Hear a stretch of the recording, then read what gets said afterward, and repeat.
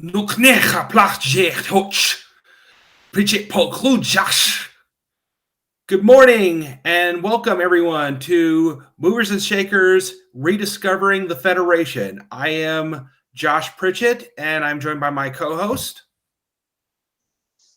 Hello everyone, peace and long life. I am Chris. Sometimes science needs to take great leaps forward, and we will talk later whether in this episode we just took a big leap forward regarding the DMA. Very true.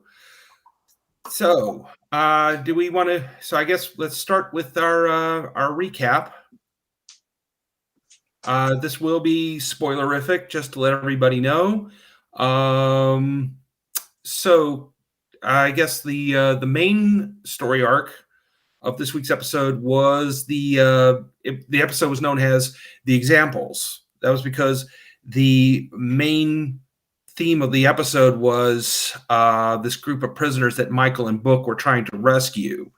The crew was dispatched to a colony in former Emerald Chain territory, and they had to try to rescue these colonists, but then they discovered that some of the colonists were in a remote part of the asteroid, and they found out that these were convicts, and Michael insisted that these convicts had to be rescued along with everybody else, that they were not going to leave anyone behind. So Michael and Book beamed in to rescue them, and then one of the prisoners, of course, obviously there were a lot of problems that had ensued and trying to get the prisoners out. Ultimately, though, one of the prisoners did not want to leave. He wanted to stay and pay for his crimes, and ultimately he died. Chris, what was the other story arc on the show that you noticed? Well, it's the question of when you try to help someone at the detriment of yourself, are you going somewhere with that person in their recovery, or are you boldly going nowhere? And this centers around the doctor who, as we've seen, has been playing in previous episodes more of a prominent role as a counselor in addition to his duties as the SIP's physician. And it's all beginning to come to a peak that he realizes that, I'm heading towards burnout. And it leads towards a scene with Kovac, which, of course, the remarkable David Cronenberg, never have enough of him, in which he says, all right, what you need is brutal honesty.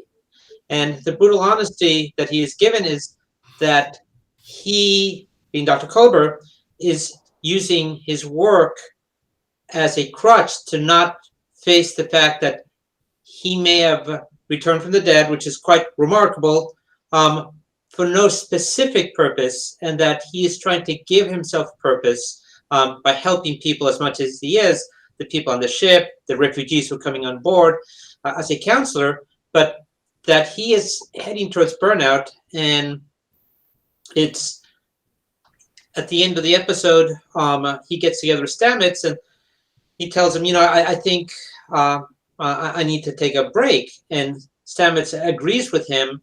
And so I love how throughout this season you see the psychological effects of some of the burden that the crew has to undertake. And the fact that they're focusing on the doctor here this season, I really like, because it not only gives Wilson Cruz some more screen time, but it's something that we don't see enough, I believe. We saw some of it in Deep Space Nine, but we don't see enough of it, which is the psychological effects of some of the actions that are undertaken. So, the question is, again, when you help others so much to the detriment of yourself, are you really able to provide them help as effectively as you would? And I think the answer here is no, that everyone needs to take care of themselves first, enable themselves to take care of others. So I really like that storyline. Yeah, I really like that that story arc with Culber and him having to seek help. I mean, I think that's very brave of some people when they know they're overwhelmed that they ask for help. And, by contrast, Stamets doesn't really want to ask for help, especially not from this guy that comes in to his section who's been researching Spore Drive and now wants to help him with the DMA. And he's like, at first it's like, I don't need this guy's help. I can totally do this. And it's like, no, you're getting this guy's help, whether you want it or not. I think that was the third big thing, was obviously telling us that we really have to, that you have this whole thing where we have this scientist who comes in who's been previously researching Spore Drive to try to, implement that technology throughout Starfleet. And he's really dangerous. He seems like he's willing to take more risks than obviously Saru is. And it's kind of feeding on Stamets too, who is a risk taker, by heart, because, obviously he's willing to plug himself into the Spore Drive to make it work. So what did you think about that? First of all, what I love the most about that segment was we finally got the return of Tignotaro, Jet Reno, even though it was only tiny bits and pieces. It probably only took a day to film, but it was a welcome breath of air. I absolutely agree with you that Nolan Tarr is a scientist who pushes the boundaries. And even though he says to Saru, I love myself, so I'm not going to let myself get blown up by this, but really, maybe you love the reputation that you'd leave behind more actually than yourself. So it is a concern, especially when at the end of the episode we see him with Book, and he says, well, I don't know you, but I know anger, and it's a great motivator. And we get a look at the back of his neck, which is hinted on in the episode that he also might have been enslaved by the chain. And so much like Stamets was. And so it certainly looks like at some point he was. So I believe there's a lot of anger in him as well. Yeah. And I think that I want to talk more about where I think this is going, but he is brilliant. He pushes the boundaries to where he breaks the boundaries. And, science advances sometimes with great leaps. And I think that a great leap was definitely taken in this episode regarding DMA. But sometimes there's consequences for others, and so I think that there's some recklessness ahead with him. Yeah, and on that note, it's time for us to bring in our guest star today. She is a novelist, a blogger for StarTrek.com, an aerial acrobat, a kickboxer, and sometimes I think a part-time superhero. I don't know when she finds time to sleep. So I'd like to introduce you to my longtime friend, Mary Fan. Mary? Hi. Welcome. Thank you. It's great to be here. Thank you for coming. Hello. Thank you. So, Mary, before we get back to the episode, would you tell us a little bit about how you got into Star Trek? Sure. So I was first aware of Star Trek as, a kid. So I was a kid in the 90s, and my parents would often have Next Generation on in the background. And I wasn't paying a whole lot of attention, but I was kind of aware that it was there and that I kind of liked it. And then around 2013, I published my first book, which was a sci-fi book. And I quickly realized that going to bookstores to promote it wasn't doing me much good because people there only wanted mysteries and romances. So I started going to sci-fi conventions to promote this book, including Star Trek conventions. And just being with all the fans and seeing their enthusiasm for the shows made me really want to go back and revisit this franchise that, I'd been aware of course, everybody was, but I'd never really gotten into it. And of course, all episodes of any Star Trek ever were on Netflix. And I just sat down and I spent, I kid you not, the next 2 years watching nothing but Star Trek. And I've been into it ever since. Yeah, that is something I wish I could do for 2 years, is just go back to just watch them all. Just every single episode that was ever aired, just watch them back to back to back to back. Spent 2 years doing it, but it was worth it. Oh, it is definitely worth it. So, Mary, could you tell us what your thoughts on this week's episode were, and what you thought was best and what you thought didn't really work? Sure. I really like that they explored more of the DMA. I'm really curious to see where they're going with that. I kind of suspected from the get-go that it wasn't going to be a natural phenomenon, that this wasn't going to be a natural disaster. I mean, especially right after we had the whole season with the burn, where they did kind of present that as sort of a natural disaster at first, and then spent the whole season unraveling its origin. So I think they're doing something similar there with the DMA. So I really like that. And I also liked, as I think you guys were saying, the mental health aspect. They're exploring a lot of that this season, I've noticed, and they're really digging deeper into the characterizations, which I appreciate. They're treating these characters as people and not just as, plot points. I will say, though, I did not love the main storyline as much as everyone else did. And I think it's because, as a writer myself, sometimes I can see the nuts and bolts of people's plotting a little too clearly. And in this case, it kind of felt like the whole world building of that asteroid planet was made specifically so that Michael and Book could have a moral dilemma at hand. And it was a little ham-fisted for my taste, but I can see why people like it. It is an interesting quandary. It's one that's been, debated for generations and generations, and will continue to be debated going forward. Chris, do you want to jump in on that point?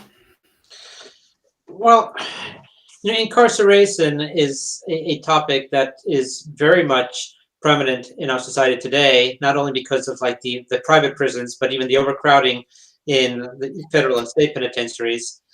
And yeah, it was a little, ham-fisted, especially when you see that, Burnham can pretty much solve any problem that's put in front of her. Like, you've got sentient landmines, no problem, I'm just going to hack in and I'm going to disable them.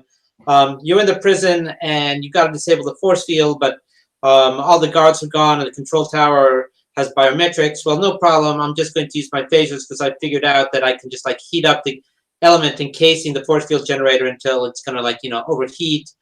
And oh yeah, we're locked in here, no problem, I'm just going to use the bugs. So it was, I mean, it showcased a little bit too much. We know that Burnham is quite able, and we know that Book is quite able, so it showcased their abilities maybe a little bit too much. The question I actually had in my mind was, why is C going down there? I mean, I understand it's the plot element. They want to showcase her abilities while they're showcasing this element to the prison. But I kept on looking at that. I'm like, there's a huge evacuation going on. Maybe you should stay on the bridge and you should send someone else down there to lead this team along with Book. I mean, what makes you so unique that you need to go there? I mean, again, this goes back to the issue I had with episode 1, where I agreed with the president of the Federation that C wasn't a good captain because, C went out there in the worker bee. And so, yeah, maybe I can buy that a little bit because he's such an experienced pilot. But for this episode, what made her so unique that C had to be the one to go down there, aside from the writers wanting to showcase her abilities and give her a little bit more screen time than everyone else in this episode? That brings me back to, I remember when, way back before season 1 aired, I think it was either the showrunner or some of the writers were explaining why they had Michael be a first mate instead of the captain, why they wanted to make the main character not a captain. And it was because they said that way she can actually go off and do more instead of having to stay on the ship and lead. And I think that's why it kind of worked for her not being the captain for the first 3 seasons. And I can see why, for various reasons, they would want to finally make her a captain, because in the Star Trek world, captain is what everyone wants. But I do think it does kind of hold her back a little because, yeah, she's not allowed to be as free as she was before. And they're still trying to let her be anyway, but it doesn't make as much sense. Right. Yeah, I agree. I would just like to say that the one thing I liked about that part was the performance of Michael Grey Eyes as the lead character. Even though it was somewhat predictable, he carried that part brilliantly. You really felt for the guy. I think if anything we take away from it is, I think this was a plot device to use to start a wedge between Michael and Book. That all through this, Michael has been the supportive partner and trying to help him, but now she had to be the captain and she had to make a decision that Book did not like. And I think this does say something about her development as a character, because if we go back to the first season, the first episode, Michael was more inclined to break rules, and because she thought this is right, and all the way to the point that she conducted a mutiny against her commanding officer. In this one, it's like, okay, I have to adhere to the Prime Directive if this man wishes to stay and die, and because he feels he needs to pay for his crimes, I have to let him do it. I have to honor his request. Whereas Book feels like, no, this guy's clearly not thinking right. He needs our help. We need to get him off here, because now he's become the one who's like, I've had this huge trauma. I must now save everyone around me, no matter what rules I have to break. That said, yeah, the story itself was kind of weak. That was kind of the weak link of this otherwise good episode. It was very traditional Trekkie. You did see where this was going. You kind of knew that Michael Gray as his character would probably sacrifice himself at the end, or try to.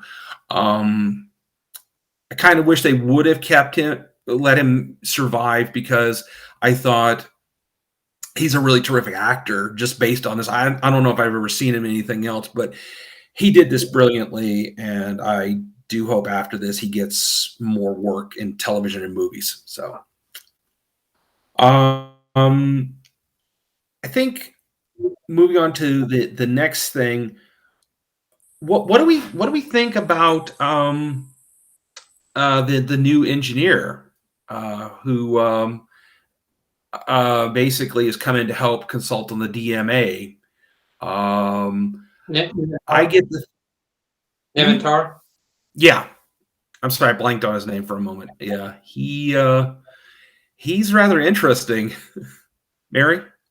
Yeah, I'm blanking on his name too, but I agree that he's interesting. I feel like he's an interesting foil for Stamets. I think over the course of the past few seasons, Stamets has calmed down a lot from the guy we met in season 1. And I almost feel like they brought in an even, more out there scientist, so that, he's sort of put in this position to, not be that character for change, because he's spent the past, few seasons kind of, learning some humility, but at the same time, you can still see that arrogance is still there, like how he's upset that he's no longer the only one who can operate the spore drive, because, that made him special, and he doesn't like that his specialness is being taken away. And so I think bringing in this other scientist is going to sort of dig at that point more, and I'm interested to see where they're going to go with that. Yeah, me too. Chris? So I saw him and I saw that whole arc, and I thought of cause and effect. He seems so hell-bent for leather on recreating this to discover how it works. And when he mentioned that, it had punched a hole through space-time, I'm wondering if the cause of the DMA will actually be him creating the DMA, which I think could be a very interesting twist. And if perhaps in that angle, which I sense deep within him, if he somehow ends up creating the DMA by accident, right, because he's trying to figure out how he did it, and then realizing, oh, I've got this thing on my hands, and if he tries to take revenge on the Emerald Chain and is trying to send it to Orion, but it's sort of like his targeting system is a little amiss, and so he's not quite sending it where he wants to send it. But I came out of that wondering if he is in trying to solve the problem, is going to be the one who ends up creating the problem. And unfortunately, when we see that final scene with Book, I think Book is going to be an unwilling accomplice. And just what you mentioned, this might be yet another thing that will drive a stake between Burnham and Book, his role in helping to create this. And I'm wondering if this will somehow be related, because he's going to need a huge power source. And, they talked about the new spore drive on Voyager, if somehow he may try to use the Voyager new spore drive to give him enough juice to create Discovery. No, Voyager. I'm sorry. Voyager has the new Generation 2 spore drive. Yeah. Oh, I do want to add before I go. I do want to add that I love the pea and the mashed potatoes. I thought was actually kind of brilliant. Yeah, that was a good analogy. I think I'm going to get into something about that later when we get to predictions and theories. But just going back over with Colbert's story, like I said earlier, I thought that was really really showed a lot of strength on his part to seek help. A lot of people who work in healthcare right now, especially in mental health care, a lot of people would be surprised that they themselves also use psychiatric help to get through things. And I thought that was very brave of him to realize, yeah, I need help here too. I can't keep carrying this load. And it's a huge load he's carrying. I mean, he's dealing with a lot of people's problems. It's really difficult for him. And he is, I mean, except for when he first came back from the dead in season 2, he's generally been considered one of the more lighter, more, I don't mean lesser, but I mean like just, he kind of has a natural light like Tilly does, when he walks into a room and he's like, he's always got that smile. It's, you feel concerned when that smile is not there, and that smile is waning a little bit. And I really like that. And I like that he felt that he could talk to Stamets, which is something Book has had a hard time doing this season, talking to Michael about what he's feeling. And that, that he felt like, yeah, I need to talk to my husband. I can't hide this from him. And, there's so many people who just hide things from their partners because they're just embarrassed or they feel weak. And this was a real sign of strength, I think, on his part. So props to him for doing that. Thoughts? Hello? Just that I agree. Yeah, okay. Well, I love the line of, here we are, 1,000 years in the future, and yet we're still carrying with ourselves the same problems. And I think it's an analogy that technology can't solve everything. And, they have, again, some personal problems that are still with them, and they're working through over a period of time, because it's not as easy as, flipping a switch. Yeah. So I want to move to something I've noticed about this season. And Mary, I'm really glad you're here because you are a professional writer, and I'm hoping you can help us address this, is the fact that this season, it seems like every episode has been a 3-story arc. Last week, you had the story with Telly and the cadets. Then you also had Michael and Saru trying to get the Vulcans and the Federation to reconcile. And Chris, I'm blanking on what the 3rd story was in that episode. Chris? Wasn't that Adira and Blue? I mean, yeah, that their relationship and how it seems like Adira is, suddenly realizing she doesn't have Gray they don't have Gray all to themselves. I'm sorry. They don't have Gray all to themselves anymore. And then this week, of course, we had... You can just go to a room and say hello to people now. Yeah, exactly. And he's becoming more confident, and he's making friends. And Adira is not the only person. And that, I think that's also showing like this thing, but we can get into another time. But in this week's episode, of course, we had the story arc with the prisoners. We had Stamets and his, experiments on the DMA, what's going on, which of course is the big overarching story arc. And then we had, as we talked about, Dr. Colbert. Mary, what are your thoughts on all this? I feel like Trek has always had multiple story arcs, or at least often has. Is in terms of sort of this rule of 3 that you've mentioned, I think the reason they're doing that is because at this point they have a lot of characters and a lot of different things going on. Like you've got the DMA, you've got the Federation, you've got the technology. And so kind of having A, B, and C storylines in each episode allows them to carry each thread through with each episode. Otherwise, if they only tried to focus on one each time, we wouldn't get very far. Like if this episode were only about the DMA, for example, then we'd have to wait, 2 or 3 more episodes before we got to something with Culber or something like that. So I think that's why they're doing it. And they're also doing it in a way that makes it very clear which one's the A storyline, which one's the B, and which one's the C. In this case, I would say the Prisoners one, they made it the A storyline. It gets the most screen time, and it's what the episode's named after. It's what they're really trying to focus on. And then they have the B storyline with Stamets so that they're carrying through that overarching plot arc with the DMA. And then Culber is kind of a C storyline where it's important from a characterization standpoint, but it's not really that plot relevant in terms of where the story is going. And yeah, like I said, I think the reason they're doing that is because now they have so many characters and so many things going on that they kind of have to. Chris, what are your thoughts? I completely agree. I mean, the cast and the reason for having them on has grown. And if you focused on, as Mary said, just one storyline, you might not see someone for the entire episode or maybe 2 or 3 episodes. My point being, for example, in Tignotaro's appearance, they created a circumstance where she could be there, but, we saw so little of her that, that was probably like, honestly, a day's work on set. And then she went off to do like all the other multiple things she's doing. So you have the question of how to focus on characters in each episode or every other episode without going long stretches of time without seeing them. So yeah, multiple plot points helps with that. And that's how you'll get to see a little bit of everyone.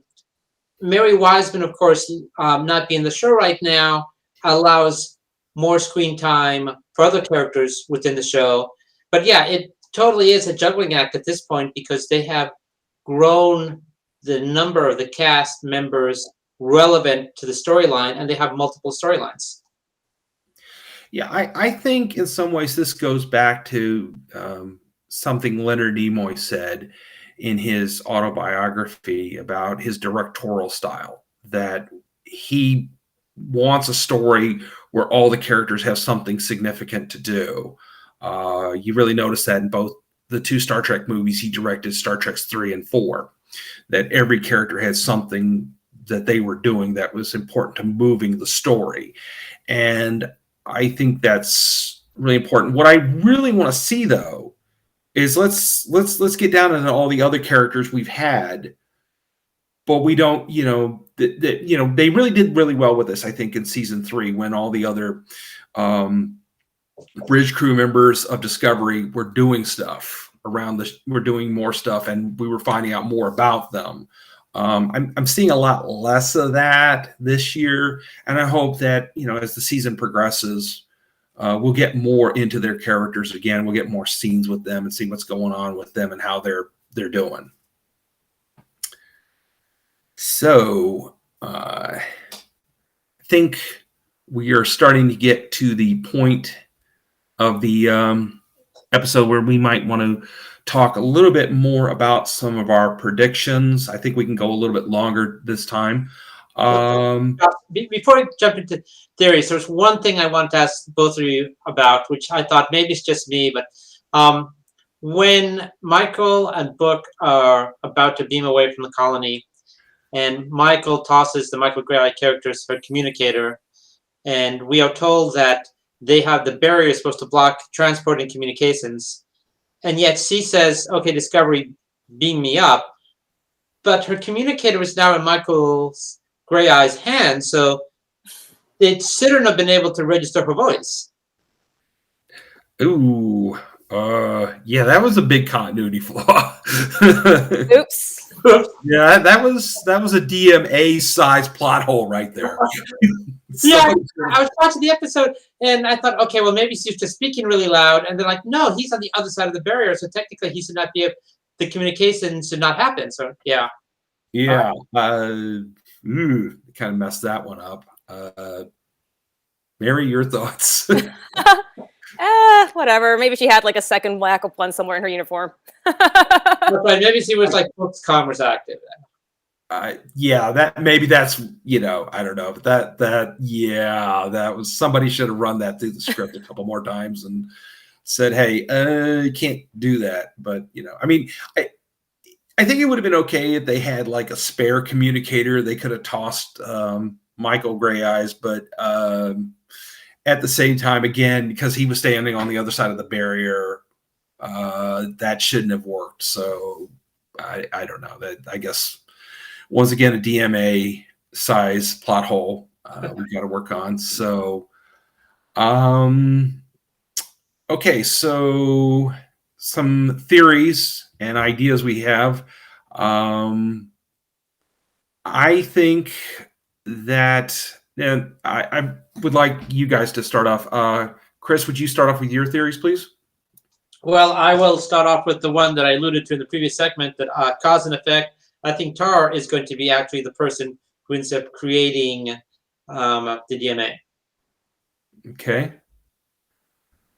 Mary?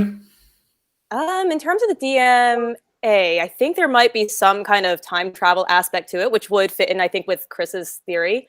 I just hope that whatever it is this time, it turns out to be an intentional thing and not like what they did with the burn, where I was so disappointed with that storyline, how you spend this whole season, building up to what caused the burn, and the answer is this guy cried for his mom and he didn't even realize what he was doing. And I'm like, oh, lame. So I hope it's not something like that. I hope it's something intentional, maybe even something, menacing and dangerous that, our crew would have to deal with. And I think in terms of just in general, like, I think this season is going to test a lot of the relationships that we've started taking for granted. Like you started seeing it a little bit with, Adira and Gray, with, Gray no longer being attached to Adira and Adira having to accept the fact that he's not theirs anymore. Like he's his own person. You're seeing it a little bit with Michael and Book, and you're seeing it a little bit with, I think, Stamets and Culber, even just because they're both sort of being tested. So I think that's interesting. I think they're going to really play with those boundaries a bit. Okay, well, as far as some predictions and theories I have, my first prediction is at some point, Michael and Saru are going to chip in to buy a big coffee mug for the Admiral that reads Federation's best boss. He is a great boss. I mean, he really is a good guy to work for. As far as the DMA, I kind of have a theory, and I've mentioned this. There are a lot of references this year to Star Trek Enterprise. Okay, like the new shipbuilding facility at Starfleet is named after Jonathan Archer. We saw Gray give Adira that snow globe that had the NX-01 inside of it. My theory, I think this is where the Temporal Cold War might have begun. That I think somehow there's something that's tying back to it. It's either maybe the Temporal Cold War or maybe the Xindi are about to make a return. All we know is that Tar says something about how, okay, this is not the Metronomes or the Iconians or any of the other legendary god races that they mentioned at the beginning of the episode. This is something that could generate a whole lot of power. Now, I think most people might be thinking, ooh, the Borg.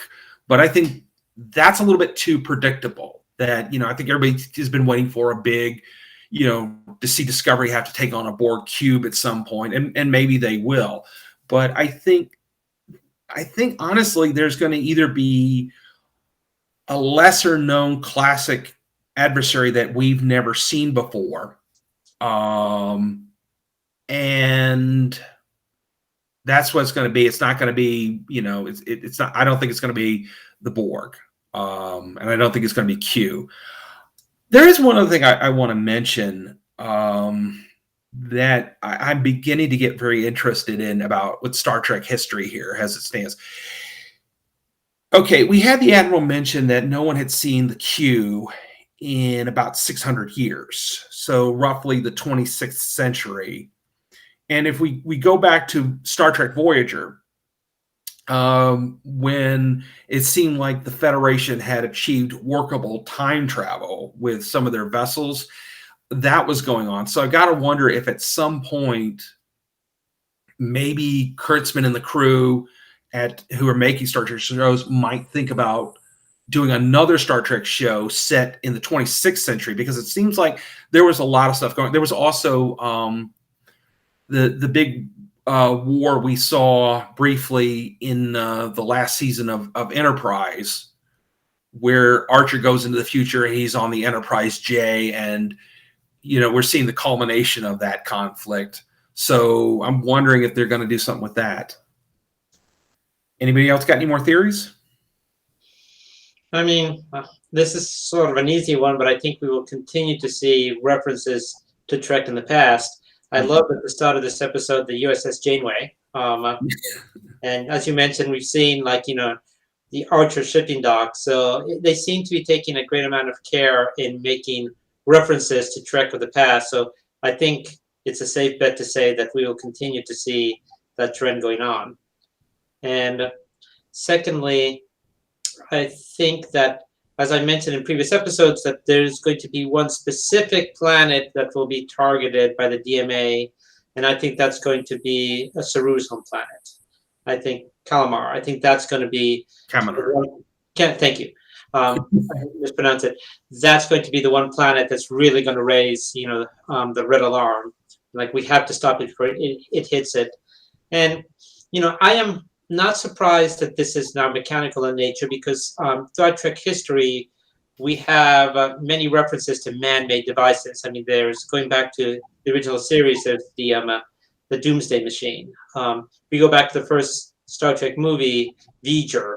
So this is a trend you see through the history, that it's a man-made device that will cause unfathomable harm, and then it needs to be stopped. And that is why, again, I'm going to go back to my whole cause and effect, and I think it's going to be something related to him tapping into the power of the spore drive on Voyager that's going to generate by itself enough power to create the situation of the DMA. Yeah. Mary, any additional thoughts? Not really. I feel like you guys pretty much said it all. Yeah, like I said, I'm still not sure where the DMA came from. I do think there's a time travel aspect, and I do think it's interesting that there's a lot of possibilities now, because this is the farthest in the future we've ever seen Trek. So it'd be even more interesting if they take it even further future, and it turns out someone's sending this thing from 4,000 years in the future or something. And you know what? The mention of that, the fact that they specifically called out the fact that the Q continuum had not been in contact in 600 years. I think that might be a hint. I think they might be bringing in something about the Q later in the season. Yeah, well, I mean, of course, we know Q is coming to the next season of Picard. But yeah, it doesn't have to be just John Delancey. We have seen there are multiple Qs out there, and it could very well be something Q related. Or that this is something big enough that the Q, who usually are just off doing their own thing, would get involved. That would be good. I mean, having someone, maybe not necessarily John Delancey, although I would love to see him on both shows. I mean, I'm always up for that. Or even Q's son might show up and say, hey, I'm going to give you guys a hand, or I know what's going on, or something. Yeah, because this is getting real fast. So I'm going to take the flip of that, and I sort of kind of hope we don't see a Q appearance, because that would sort of be too much of a Deus Ex Machina, that, oh, okay, I've got the answer for you. So I'm kind of hoping that we don't see that. But let me ask both of you a question. Do we think we will see this season a permanent breakup between Gray and Adira? I kind of hope so, just because they're both, kind of young and still figuring out who they are. And I'm sorry, my cat has decided he wants to be on the show. I'm always welcome on the show. Hi. Speaking of Gray, anyway, so yeah, I actually think it'd be a good thing if they broke up, just because at this point they seem a little codependent. And you picked the right time to say that. Speaking of codependent. Yes. What is his or her name? This is Dorian. Dorian, okay. That's why I said, speaking of Grays, Dorian Gray. Oh, Dorian Gray. Is there a Pritchett in the background? Now you need one.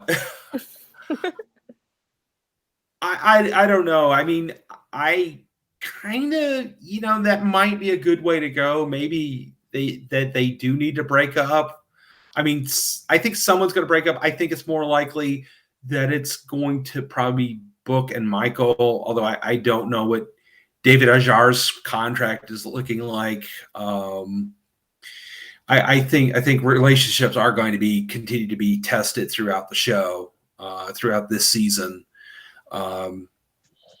But I think they do need. I think Mary's exactly right. They're young. They've had each other.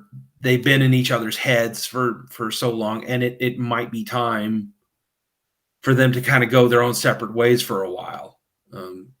Maybe Gray is going to decide he needs to go to Starfleet Academy, we know that Gray has been talking about going off to become a Guardian.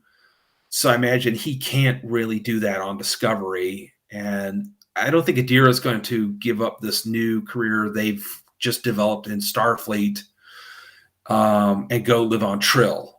So I think that might be one of the deciding factors there in this going forward for both of them. Can we talk a second about what seemed like a casual throwaway line, but I don't think it is, about, first, I'm glad now that they're making reference to the sphere data and asking, has there been a phenomenon like this? Because one of my hangups up until this episode has been like, well, what this is, why don't they consult the sphere data? So I'm glad to see that's happening on camera. And two, it's been a recent development about her developing emotions, this being Zora. I think that actually could be pretty significant and might lead to something else, but what do you both think? Mary, you want to take this one first? Yeah. I'm starting to wondering if they're gonna give her a body, if they're gonna give her like some sort of android avatar or something, so she can be more part of the crew and interact rather than this sort of disembodied voice. Like, to be honest, I keep forgetting she's there until Michael or someone starts talking to her. But they do seem to be hinting that they want more of her in the show. So at least like a hologram? Maybe that could be interesting. Well, I like the idea of a holographic body, maybe not a data sung android style thing. I think that's we're kind of overdoing it. So holographic, we haven't had a real, standout holographic character since Voyager. So, well, we kind of had one on Picard, but that doesn't really count. That was just there. I don't know. I mean, we've kind of done that a few times, but I think that maybe they are going to have, decided, we should cast somebody to speak for Zora and do this, and it'd be interesting what form this character would take. I'm kind of hoping it won't take a human form, maybe be Vulcan or Romulan or Klingon or something that, whatever Zora thinks fits its personality. I mean, I think we could see a scenario, and this is probably stretching it, as she just starts to develop emotions, that if Burnham were to give her a command, send the ship here, she could be like, I'm going to refuse that because I think it would endanger all of your lives. So I'm wondering, if we could potentially reach a scenario, and that would really show, like, okay, the emotions thing, this is playing into like the capabilities of what might or could not happen story-wise, like a ship. I mean, we've had people disobeying a command, but we've never had up until this moment possibly a ship disobeying a command. I just had a really creepy story idea now that you said that, Chris. Okay, what if like they bring somebody, like maybe somebody from a high-ranking person from the Emerald Chain for some sort of negotiation, and Zora decides to take all the oxygen out of their quarters and lets them die because Zora has checked in this person, and it's like, this guy's really terrible. He's a danger to Discovery. I must protect the crew of the Discovery, even if it's for their own good. That would be interesting to have a rogue AI take over the ship. Yeah, just decide, okay, I'm going to start randomly executing anybody I think is a threat to you because I know better. I mean, I definitely think it's something we should keep an eye on because while it was tossed away, it's like, okay, this line quickly said before the exits turbo lift, but I think there's going to be something more there. Yeah, I think so. And yeah, And by the way, that was the coolest family tree. oh yeah, it was. Yeah. So we're I think we're getting close to the end here. And Mary, would you like to talk about some things you have in the works, writing wise, and also all the other thousands of things you are doing these days? Sure. So I have several sci-fi fantasy books out. You can find them all on my website, maryfan.com. I'm also the co-editor of the Brave New Girls anthology series about girls doing techie things in sci-fi world, and we are currently open to submissions for short stories. So you can find that at bravenewgirls.weebly.com. The deadline is January 16th, in case you're interested. I definitely am. Side note, Mary has previously published 4 of my stories in previous editions of Brave New Girls. So I think it's 5, isn't it? Yeah, it is 5. Yeah. Yeah, well, that's right. Yeah, because I was thinking high school years, but yeah, no.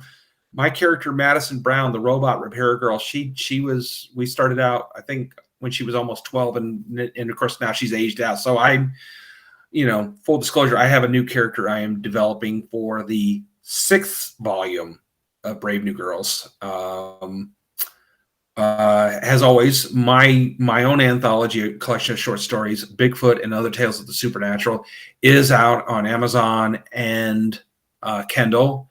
If anybody's interested in that, it is a collection of short horror stories and novellas and a few sci-fi stories too as well. Chris? Well, first and foremost, thank you everyone for watching. As I prepare to set my pages to stun for this week, remind people that they can follow my work at Verde Cosplay.